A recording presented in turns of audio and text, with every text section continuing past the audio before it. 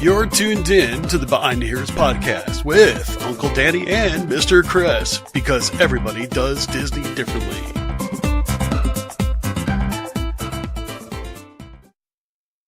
The Behind the Ears podcast crew would like to thank the following sponsors for their generous support. If you have a little one and you're going to Walt Disney World, you're going to need a stroller. I'll tell you what, KingdomStrollers.com is the place where you want to look into. I'll tell you, I've destroyed my fair share of strollers while at Walt Disney World, and those things are not cheap.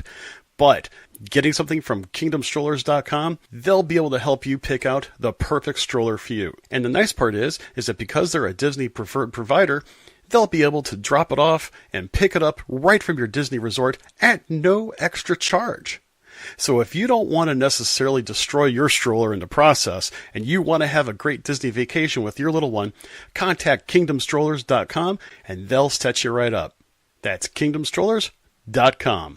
Do you want to save around 40% off Disney's prices for deluxe on-property accommodations? Contact DVC-rental.com. They help out Disney Vacation Club owners rent out points that they're not going to use. These points mean savings for you on your next trip at Walt Disney World, Disneyland, Vero Beach, Florida, and Hilton Head Island in South Carolina. The DVC member books everything in your name, just like any other reservation. And if you ever decide that you want to become a DVC member, you can check out our sister company, BuyAndSellDVC.com. As a licensed realtor, they sell DVC contracts for members at a savings of 30 to 40% off Disney's prices. And if you're looking to sell your contract, BuyAndSellDVC.com has one of the industry's lowest commissions at only 6.5%. Again, that's DVC-rental.com for your rental needs and BuyAndSellDVC.com to buy or sell into the Disney Vacation Club at a large discount. And make sure you tell them that the Behind the Ears podcast crew sent you.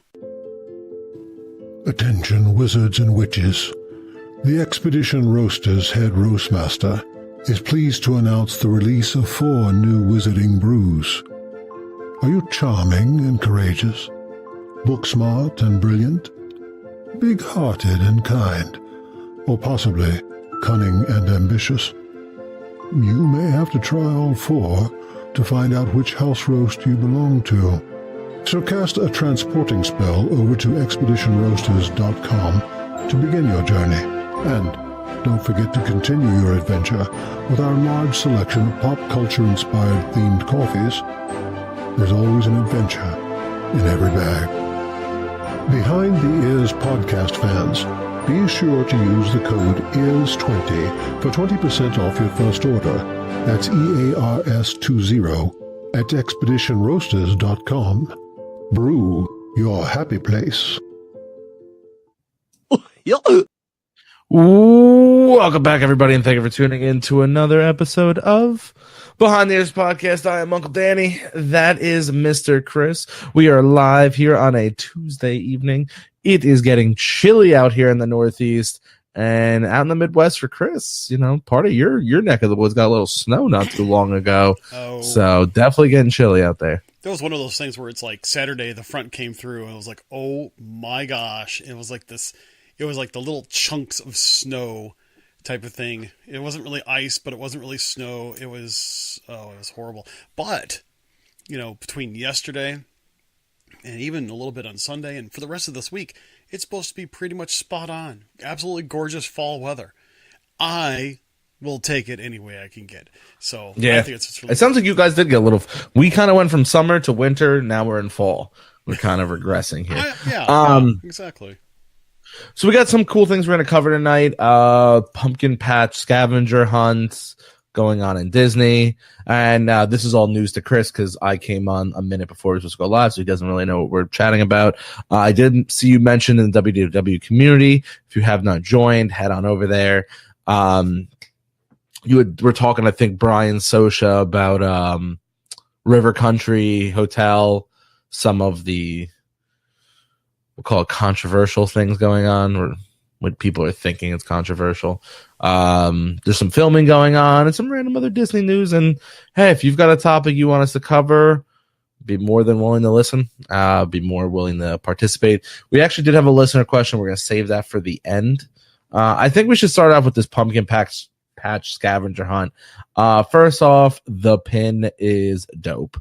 It is going on over at Port Orleans French Quarter.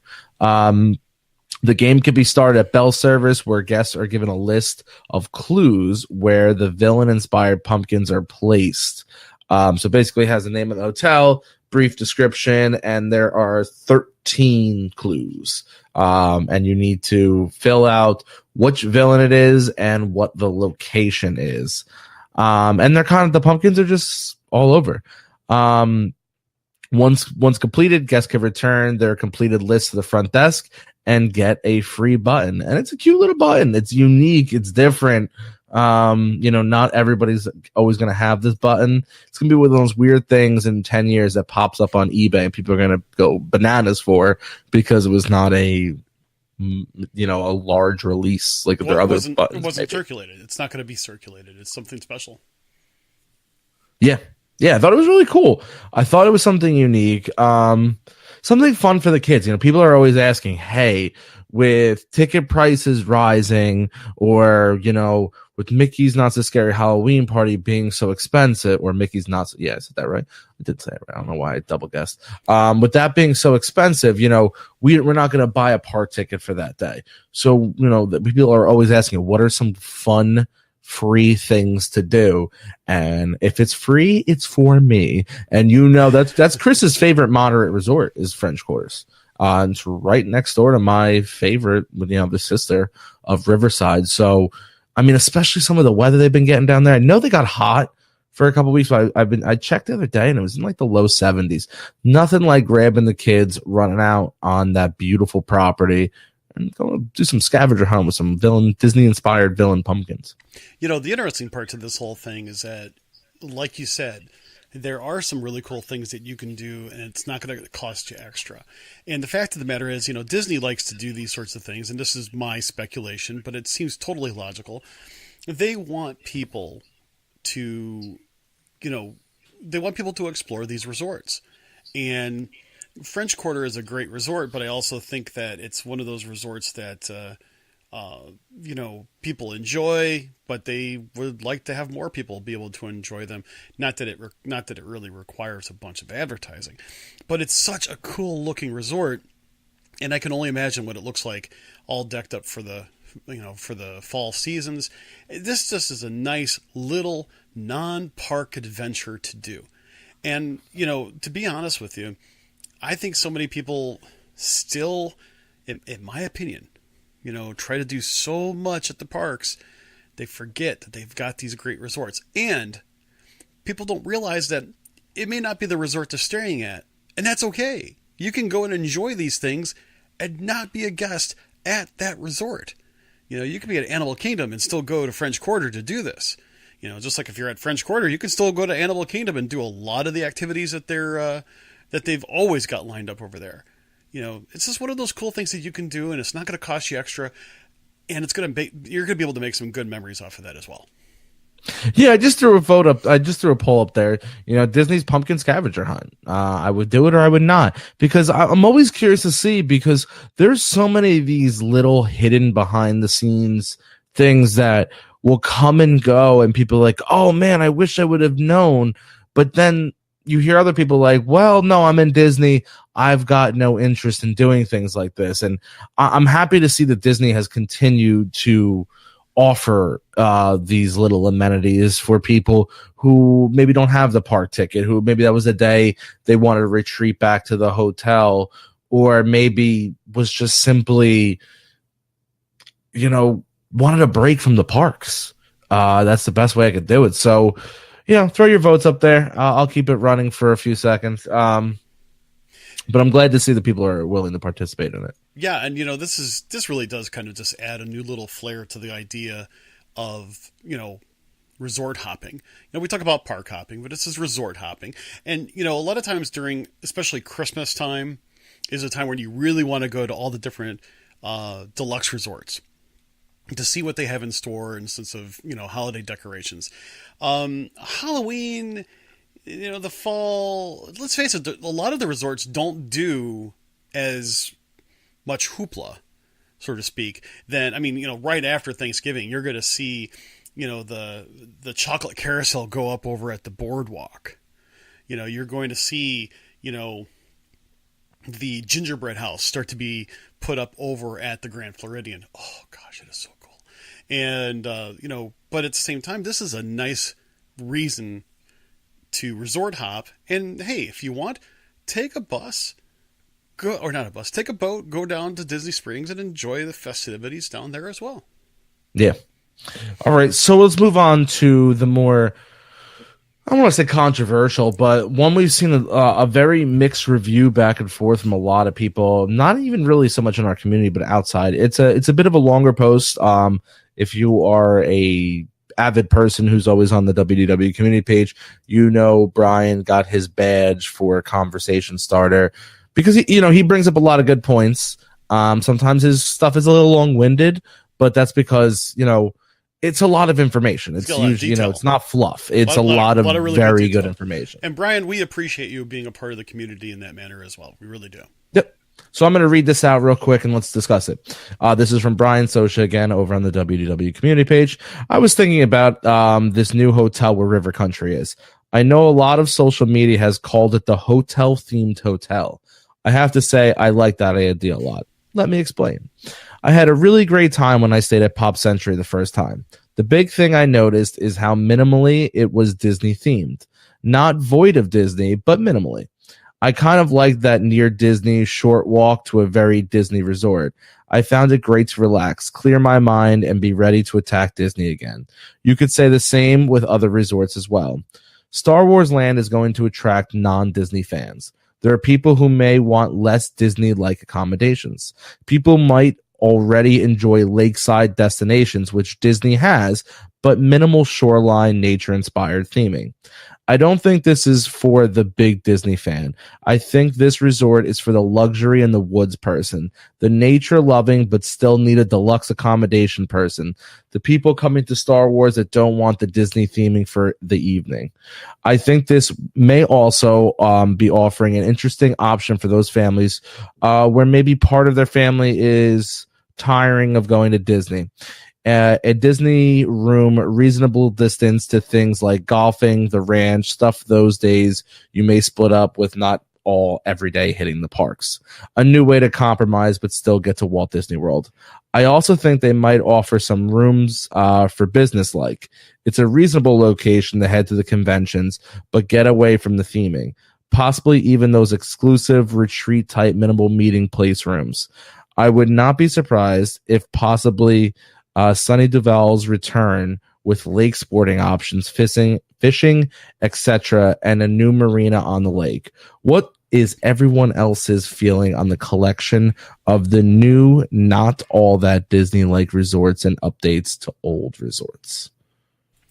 I think that's rather interesting. I mean, Brian does bring up a speculative possibility. And keep in mind, everything he is saying is his own opinion. It's speculation. Here's the interesting part to it. I read his comments, and I also enjoyed them very much. And the interesting thing is I started thinking, what resorts have I been at that have not necessarily seemed to be overly Disney? And I started thinking about first the resorts that are overly Disney. I mean, think of Art of Animation. You want to be enveloped in, Disneydom? That's the resort for you. Most of the All-Stars, also heavy in, Disney collectibles, Disney pictures, and everything else like that. You start going into the moderates, and you get a little bit less, but you get more of an overall theme that may be based on some sort of Disney movie or some type of Disney story. Some of the rooms are more heavily themed than others at the moderate level. I mean, take Coronado, for example. I think Coronado is one of the least Disney themed hotels. For the most part, especially the rooms. They're very nice. I really like them. But you go over to Caribbean Beach, for example. Now, I haven't been there in a while, but they were much more Disney themed. Then you go into the deluxes, and I'll include the DVC resorts as well.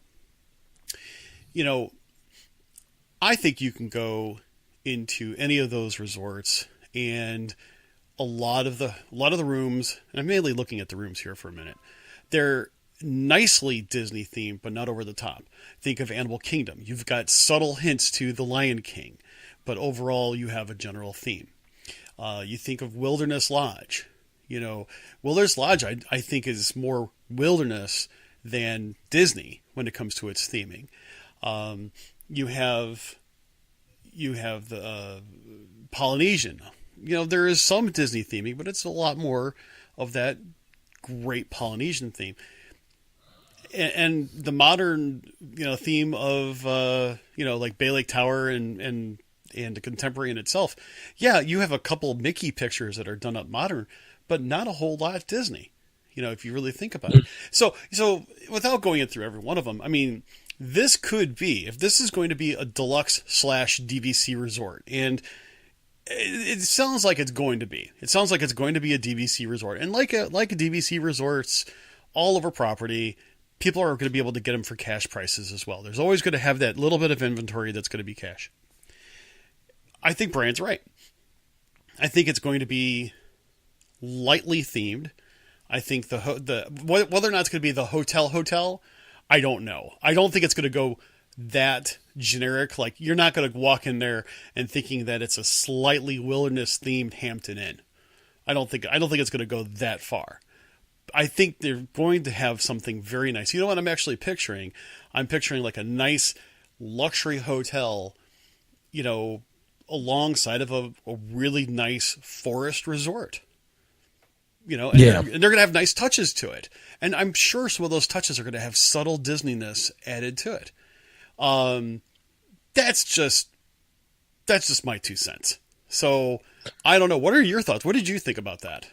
I think the it worked. That was me. I wanted to see if the whole voting thing was working, because people were saying they couldn't get the vote. And I think it's if you're watching from the phone, there's no way to vote via phone. I think you have to physically be on a computer. I'm very torn, because when you look at deluxe resorts inside of Disney, you could say there's very minimal theming of the Disney realm.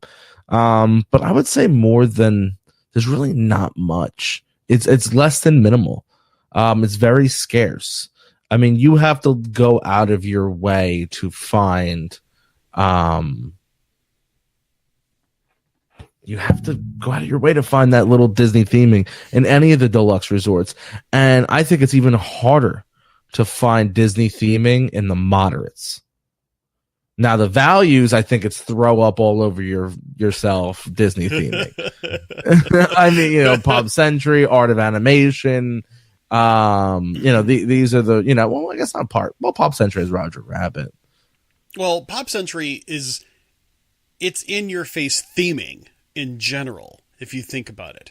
But at the same time, I mean, when you wake up and you walk out of your hotel room and you see this huge, gigantic 75-foot replica of a Mickey telephone. I mean, come on. That's, you know, that's very much Disney touch. But no, I see what you're saying. I don't know if I'd agree if the moderates are lightly done. I mean, if you think about it, I think a lot of them have nice theming to it. I think they're a nice balance because, like, okay. I think it's missing. I just don't see it. Well, think about it for a minute. You kind of have to have a little bit of a play.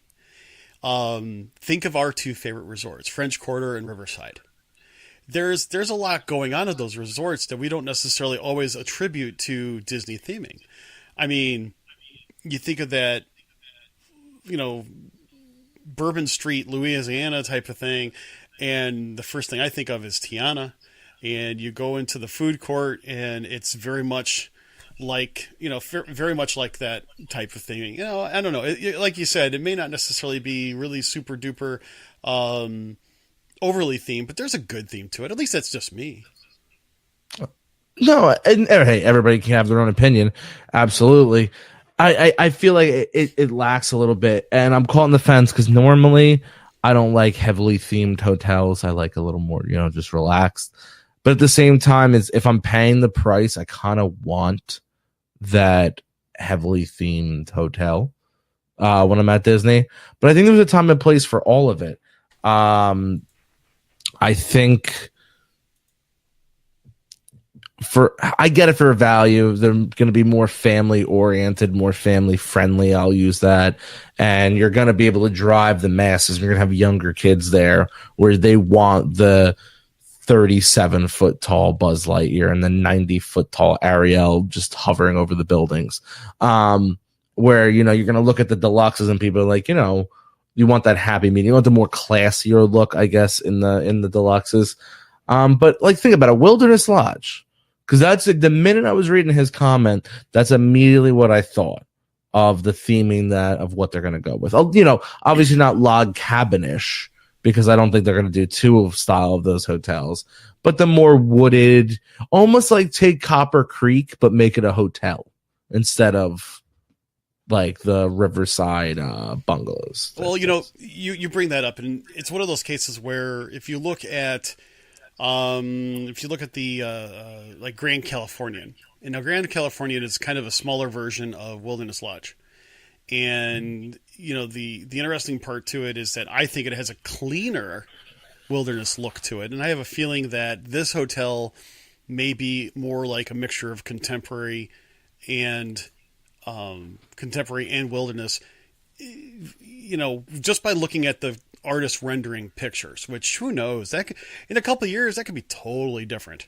I mean, seriously, but that's what I'm kind of thinking. I'm thinking contemporary wilderness mix. I don't know, but I'm guessing. Your guess is good as mine. But the thing is, I want to throw out something though. Okay. When this whole thing first started coming to be, back in the very early spring, late winter time frame, and we were hearing that they were starting to even look at that particular property for options through land surveys and geological studies and so on and so forth. You and I had a little bit of a disagreement. You were thinking that no way in the world this was going to happen. Very true. I have to eat my crow. I have to do it because I went on for like 2 years saying they would never build on this sacred land, and I was sadly mistaken. Disney, you dropped the ball. You took away my favorite place, and then you put a freaking hotel on it that I will never be able to afford. But thanks for that one. Unless I hit the mega millions. And keep in mind, I'm not throwing that back at you, but it was this. No, hey, I call other podcasters out for it. You gotta eat your crow. I was wrong. I never thought they were ever going to be able to put machinery. Now, I will say this. When we had that conversation, I did mix my words because I was talking about barges and everything. Yeah. And I more meant Discovery Island. Okay. Because that is its own island, which would mean you'd have to barge out equipment. Oh, I agree with that. For some reason, during that conversation, I mixed Discovery Island with River Country, thinking River Country was on the island, and it was like flip-flopped. So I'm 50% wrong, but I honestly also never thought either one was ever going to get built on. I thought they were just going to leave it to the land and let nature take its course. All right, I have a question before you go any further. Okay. Anywhere in that hotel, do they bring up River Country? And do they have any, like, when you're standing in a lobby, hey, 20 years ago, if you stood right here, you were about to jump off the cliff into the pool? Do they do anything, or is it kind of like once we build this hotel, River Country never existed? You know what? If there's one thing that we have learned through Disney history, they pay homage to different history and attractions. Okay, so example, you go on Test Track, there are hints and that pays homage to Communicore and to Horizons. Really? Yes, there is. I've never picked up on that. if you like, you go and there's a sign that says Sim Track and it has a graphical logo right before it. It's actually the Horizon, one of the logos. I think it was one of the of the previous. I think it was for Horizons, but also, if I'm not mistaken, what was it? It was Mr. Toad's Wild Ride at Walt Disney World. When it got replaced, it looks like Mr. Toad is handing the title over to a character. Darn it! I can't remember what it is off the top of my head. And so there's little things that pay homage. I bet you any money there will be something there that is going to pay homage to River Country somewhere in the lobby of that resort. And I think they may do it subtly. They may make it just blend right in. But I think they'll do it. That would be really cool. I think it'd be classy. That would be super. I would be very happy with that. Now, I mean, with these new DVC hotels, it is, I've always been a big proponent of resale. For many reasons, Chris and myself have gone into them. Just some of the factors. For me personally, I've always been a fan of resale for my personal doing. Okay. Now, with them building this on my sacred land, oh, Billy Bob Thornton, if I had the money, I would really consider it. Well, there's one thing to be said, and this is kind of an unplanned plug for our sponsor, dvc-rental.com. The fact of the matter is that within months of the first contract for whatever they're going to call it comes to be, it will be put on the resale market. Really? Oh yeah. I mean, why would people? But what's the reasoning behind that? It's one of those cases. I mean, there are some people that actually buy into DVC and they realize, oops, they made a mistake a couple months later, or they fall into hard times, or just there's a whole bunch of different reasons on why they would actually, have to bail out and take a loss, and they do. And so sometimes you can pick those particular contracts up for a song. Well, I shouldn't say a song. It's more like a song, dance, and a boogie woogie. But, the fact is it'll still be cheaper than buying outright. And a couple years later, it'll still be, price of DVC will go up. Those prices will stay stable. Ultimately you save. I think it would be one of those things to take into consideration if that time comes. I mean, as a DVC member, I'm glad I got in when I did. I know that I'll be able to eventually stay there. I say eventually because I know it'll take time for me to actually get into that type of resort. I don't really see a problem with it. But it did take me about 4 or 5 years after BLT opened up before I was able to actually get in. But and now you get in pretty well, not ease, but easier. Well, not to make this a DVC discussion, the fact of the matter is we do a lot of planning. We have our resort set up at 11 months out for our home resort. And then at 7 months, we will switch it out if necessary. And about 90% of the time, we get what we want. And even, so anyway, but the fact of the matter is that I'm glad you're doing something with it. I do still predict. And I don't know if you want to go into this because I've been seeing so many. The rumor machine has been really someone put premium gas in the rumor machine lately because it's just been cranking out a lot of little weird things that I have not been able to verify yet. Either, and I say partially verify as in get it from non-Disney resources or, verify from some of our Disney resources. But it's been weird and all the different little bits of rumors been going on that could possibly be indicative of why we're still building resorts. And people are like, "Oh, what? Like an Indiana Jones land?" Oh, yeah. Now let me throw this out because we did talk about this as well. You got to build the resorts first before you as you do expansion. Or I'm going to go ahead and say it, whether or not they're going to build that fifth gate. And it's going to happen, but it won't. It'll be 5-7 years from now. Oh, it's going to be a long time from now. But the fact of the matter is, I was trying to explain this to a bunch of people on different pages. I'm not sure if people got my drift. This is my this is my big deal. One, I think that Disney wants to build the hotels, bring the guests in, have them enjoy the resorts, and then have that gate open up. Okay? Because there's all that anticipation. You do not want to build that gate and then play catch up with those resorts.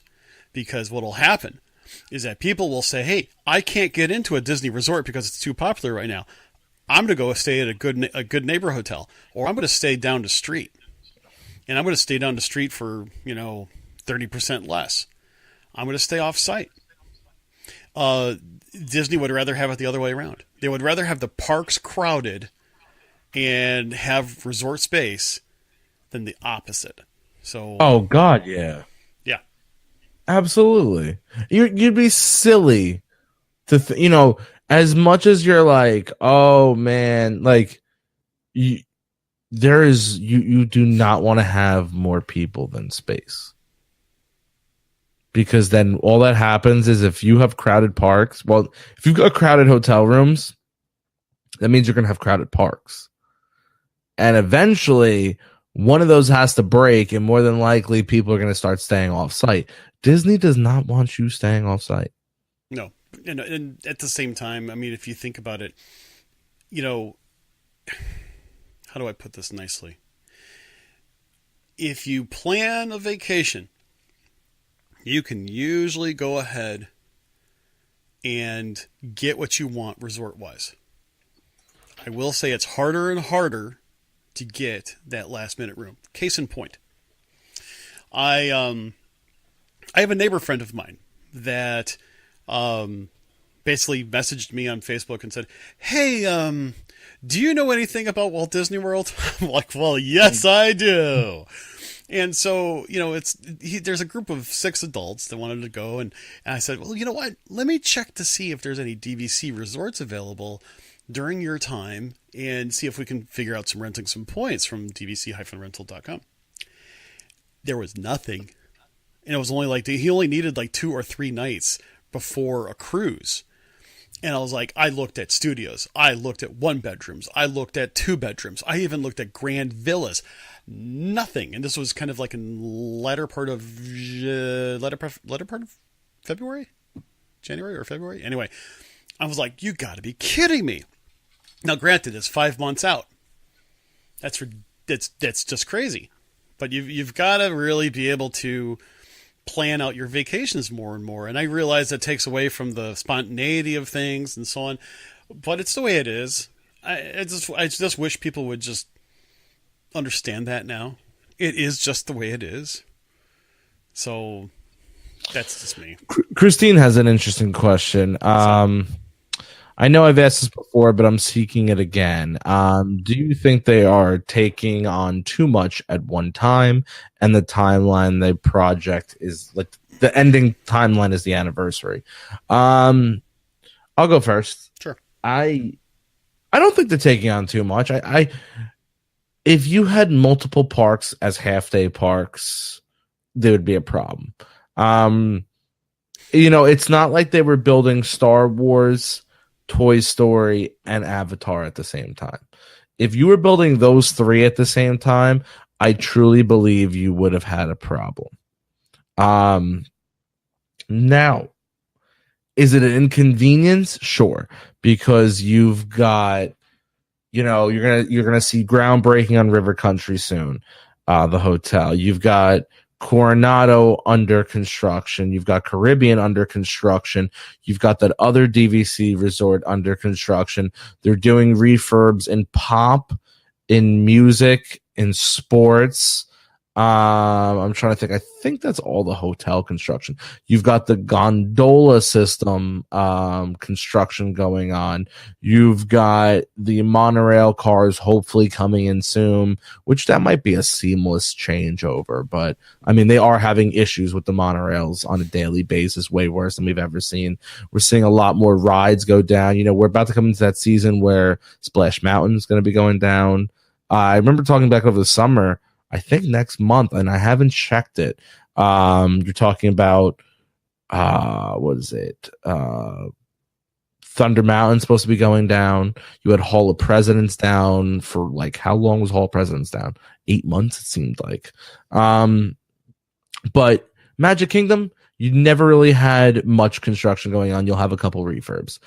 Animal Kingdom, once Pandora opened after that six long years, there's nothing going on. Epcot, you've got some construction. Have they broke? Well, I mean, because you go back to Magic Kingdom, they haven't broken ground, dramatically yet on Tron. Have they broken ground yet in Epcot on the Space restaurant? I think they're just starting to quarantine that area now. I don't think they've even broken ground, but they do. There is construction going on for Ratatouille and for Guardians of the Galaxy. So what I'm saying? I admit there is a lot of things going on right now. But outside of Hollywood Studios, between Star Wars and Toy Story, now the Toy Story is open. Chris, you were able to go. I have not. So I don't know the flow yet. When we were all there, when I was there it's been almost a year since I've been there. When I was there last February, it was pointless. There was nothing going on. You were basically stuck to Sunset Boulevard and Echo Lake. That was really the existence of Hollywood Studios. So basically what I'm saying is there a lot going on? Yes, there is. But there's always going to be a lot going on. With the idea that Disney is ever growing and the idea that Disney is always going to be changing for the better, you're never going to stop seeing construction going on. And if you're like me and you're near a metropolitan city, New York City has never stopped being built. There's always construction. When we were in Wisconsin, how many times if we were walking in the city did you see scaffolding things were getting worked on? When we were in Indianapolis, there was scaffolding things were going on. You're always seeing progress, which is a good thing. Does it stink? Yes, it stinks. But I wouldn't say it's too much. Here's the interesting thing, though. Okay, so Toy Story Land is a major land that opened up within Hollywood Studios, as we know. The thing of it is that while that happened, you had a major part of Hollywood Studios kind of, as you said, cornered off, and it was really a half-day park. When the last big refurb type of thing that they did at the Magic Kingdom was New Fantasyland, when they added Seven Dwarfs Mine Train, when they redid the whole area that's KC Circus, when they put in Be Our Guest and Ariel and all that other stuff. And the funny part about it is that for the first few months, when they started closing things down, it was very noticeable that, hey, something's missing here. By the second trip that you go, you're like, okay, yeah, this will come later. And it's almost like, whatever, I'm still going to enjoy everything else. And I think that's part of what's going on. The thing of it is that do I think that they're doing too much at the same time? No. And here's the reason why. If they don't do all these things at one time, spread out across different properties, different parks, they will be behind the eight ball. And then you're going to have people going, Disney's not doing enough. And some people are still saying Disney's not doing enough. So what are you going to do? I mean, are you going to deal with the construction and projects that are going on right now, or do you not want it to be competitive later? As I said, some people actually think that like Star Wars, like Galaxy's Edge, can't come soon enough, and I'm sure. There are some people that are saying that now.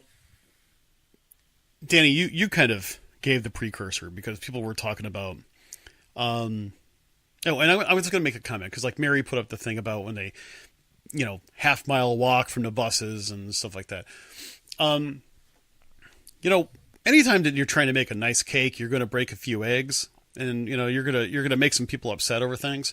And I realize a lot of that is not convenient, and I didn't like it as well. I mean, even last summer, the bus situation was not optimal. I mean, heck, I took a minivan to Hollywood Studios opening day of Toy Story, and I still felt like I had to walk further than anybody else, to tell you the truth. But so what? I have to walk a little bit more. I'm not going to argue about it.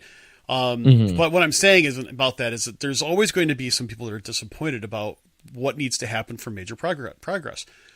You kind of brought up the precursor of, the next big things that they're already planning for Hollywood studios. And I've heard this through the rumor mill already, is the idea of Indiana Jones becoming a land. Not just the, stunt adventure, attraction, but to actually come up with a land for it. And there are already people saying, why do that for a near obsolete type of, movie, what is it? Movie brand. Kind of goes what you and I were thinking before. I bet you any money they're going to think about rebooting Indiana Jones.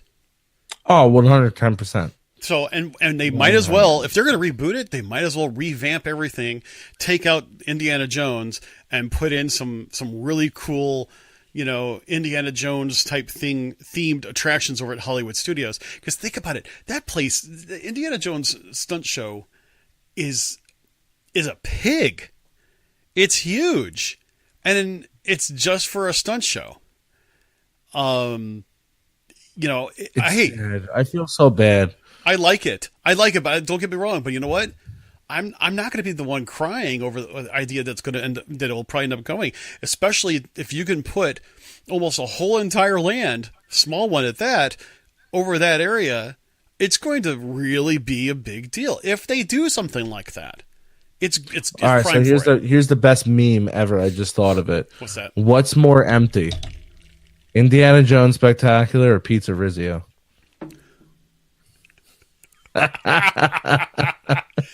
Okay. Well, to move on to Pizza Rizio, it is officially now closed and operating seasonal.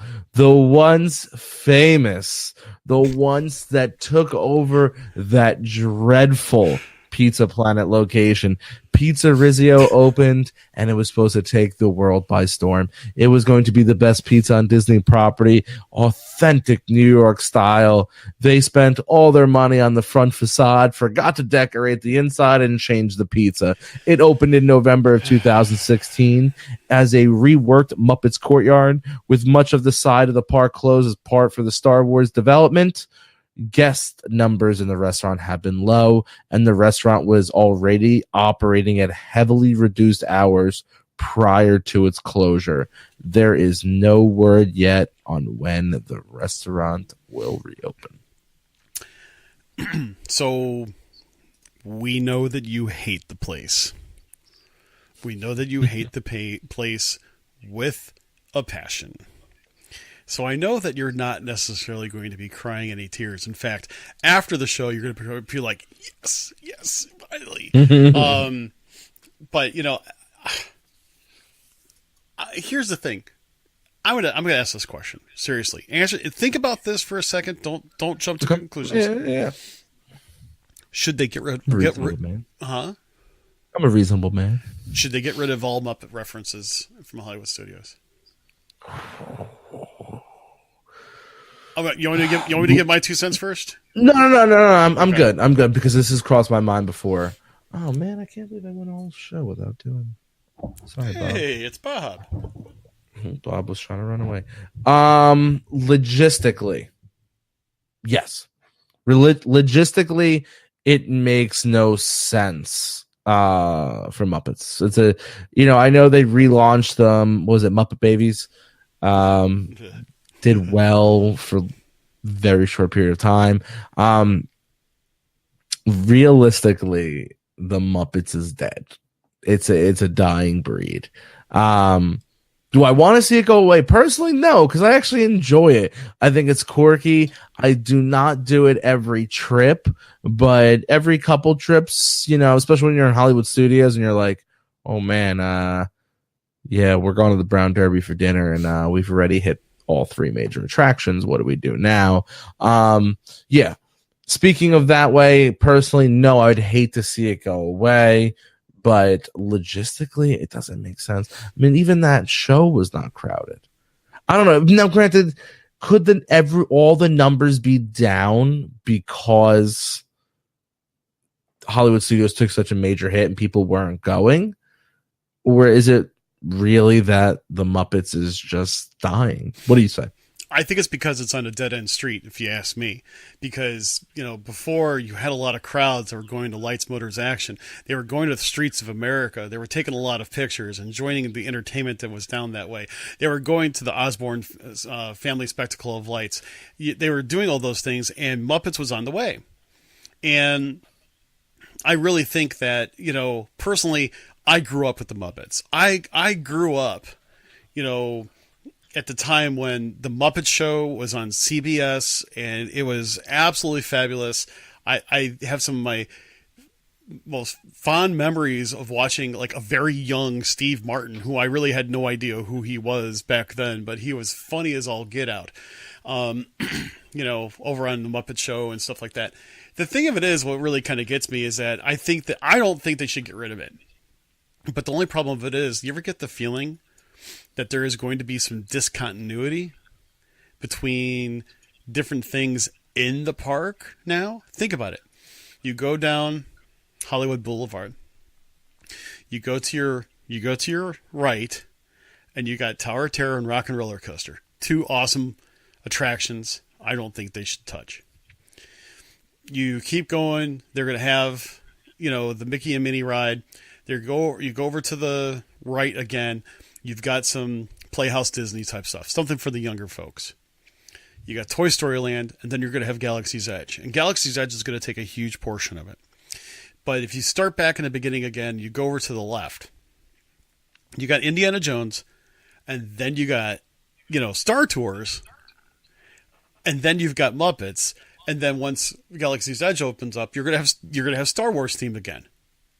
Mm-hmm. And it's gonna unfortunately, Muppets is kind of stuck there. Like, it's going to look like an afterthought, even though, of course, Galaxy's Edge is what came afterwards. It almost makes Star Tours looks like the afterthought, if you think about it. Ooh, yeah. I mean, it does. I mean, I'm not trying to. I mean, I love Star Tours. Don't take away Star Tours. You want to update Star Tours? Be my guest. But I love Star Tours. Really, you believe that after Star Wars opens, it's you truly believe that they're going to keep Star Tours there? I don't know if they're going to keep Star Tours there. What I'm saying though is that there's a different set of continuity, and maybe they're going to do something with how the streets of America used to be, and maybe they're going to have some flow to it. Star Tours on that side of the park will kind of be the beginning of Galaxy's Edge, if you kind of catch my drift. Okay. But you're still going to have Muppets kind of tucked over on the side. So whether or not they're going to change that, I know there's some talk about, big revamp of Hollywood studios. Again, haven't really checked into it yet. Need to check into it. But, the fact is, especially if they're going to get rid of the Indiana Jones stunt show and make some more Indiana Jones stuff, we could really be seeing, the advent of a bigger revamp overall that I'm not going to say is going to make Galaxy's Edge introduction look small, but it's going to take up a lot of real estate. That's my speculation. I just think that Muppet Vision 3D and some of those gift shops and even Mama Melrose's. I mean, Mama Melrose I love it. It's a great place, but it's not themed to anything really. It's not Muppet themed, It's just a really good country Italian restaurant in the back corner of the park. I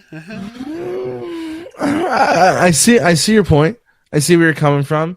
And now the more I think about it, is solely, when you walk down where that fountain of Miss Piggy is, if you're not familiar with that area and it's the middle of a show, there's no one back there. It's a ghost town. The only time you realize, oh, wait, show just let out, and here comes the flood of people. Because one day I was standing in the store shopping. It's in that store for 8-9 minutes. Literally, not another soul was in there. And I was talking to the cast members about the doors up top for the hotel. Yeah.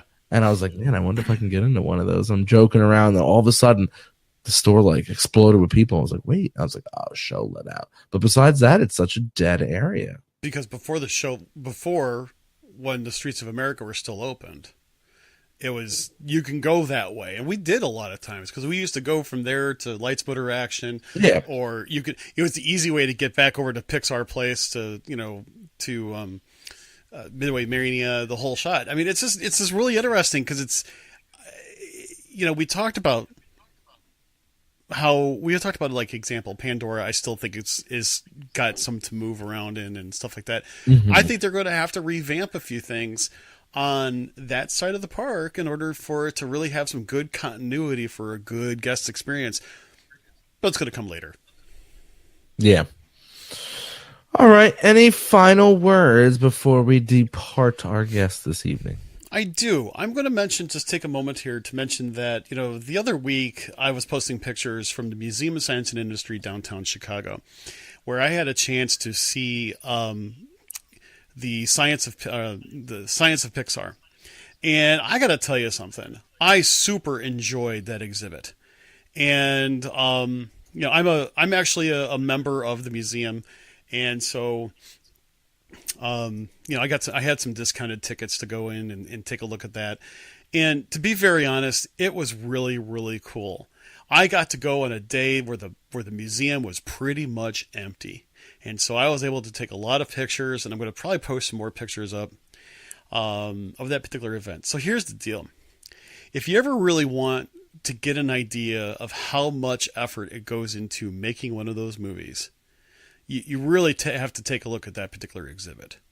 I really honestly think that I gained a lot more of appreciation. I knew that there was a lot of tech that went into any, animation whatsoever, whether it be hand-drawn or computer. But I got to tell you something. I had a new appreciation for the folks at Pixar for doing it. Extraordinarily well done. If you live, Wisconsin, Northern Illinois, Northwest Indiana, it's worth a trek out to the Museum of Science and Industry. You can check them out, msichicago.org.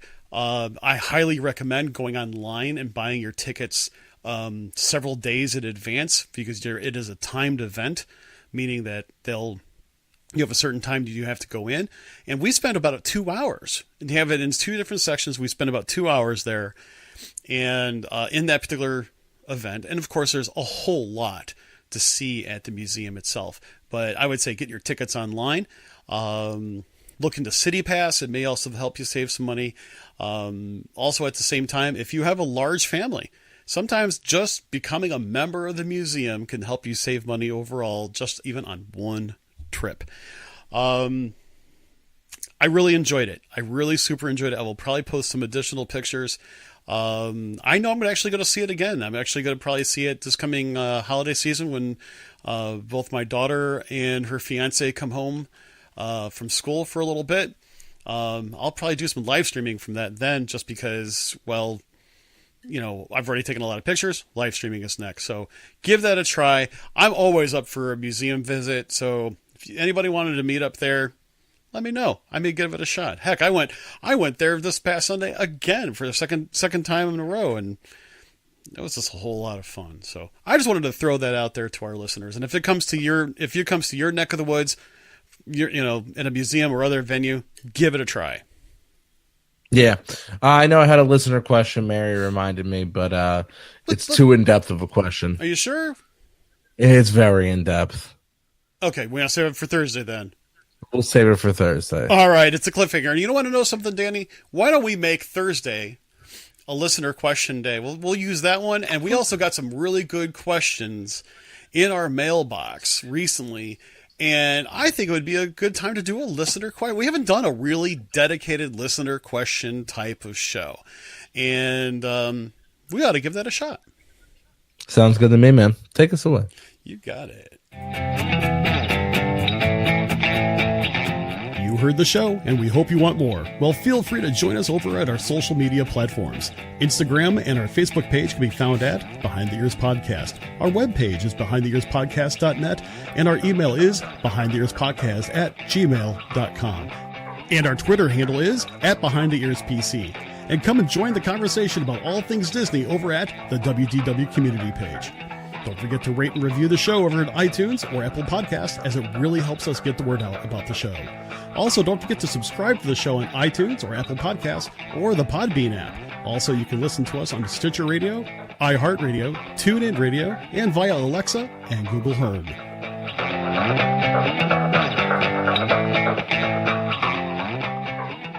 And thank you for tuning in to another episode of Behind the Ears Podcast. I am Uncle Danny. That was Mr. Chris, the alien who hung out on the latter part of our show. That was Bob. Bob, thanks for hanging out tonight. We'll see you again on Thursday. With that being said, like Chris said, don't forget to follow us on all social media platforms.